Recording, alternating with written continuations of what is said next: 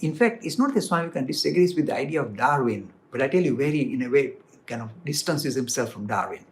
First of all, Swami Vivekananda agrees that the physical frame we possess has been chiseled by natural selection. This is the idea of Darwin's idea of evolution. Vivekananda has no difficulty with that. But the place where Vivekananda parts company with Darwin, you can see the depth of Swami Vivekananda's understanding. He says this particular idea of survival of the fittest, you see in the animal kingdom, is very much so in the theory of evolution. So the survival of the fittest, fight for the best position, otherwise you get either kill or be killed. That is the kind of natural way evolution takes place in the animal kingdom. But this is where Vivekananda drew a line. He said, when we come into the human kingdom, this particular idea of survival of the fittest has to be kind of displaced with the idea of helping the weakest. Because now in the human kingdom, the rational faculty is kind of clicked in. In the animal kingdom, there's no rational faculty. You just kill or be killed. In the human kingdom, you've got this rational faculty. It says, no.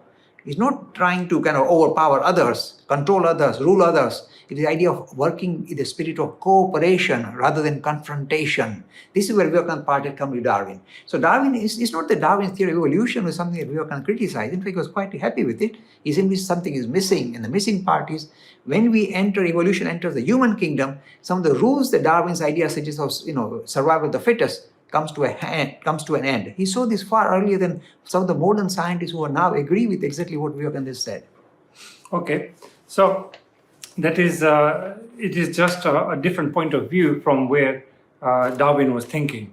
But Darwin and Vivekananda both agreed that natural selection is something that is it is a reality. Can I say one more thing?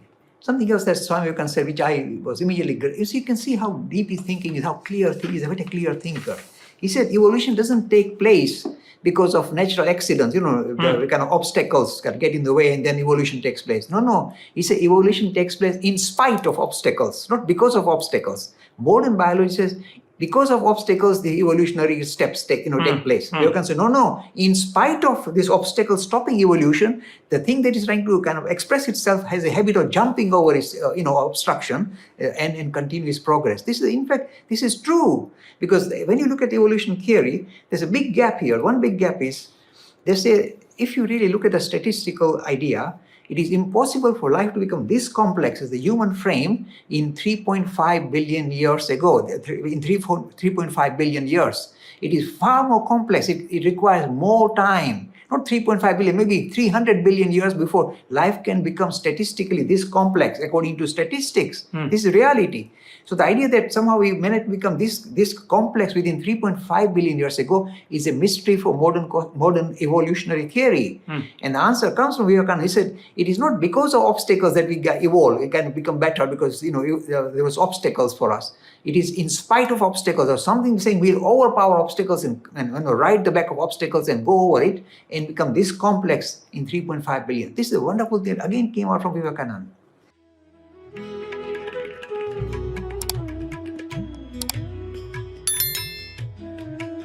Free e-learning course in Hinduism. To register, please visit www.hindu-academy.com. Talks on Hinduism. Sponsored by People Care. Encouraging caring for the elderly in their own homes. For more information, please visit peoplecare.com.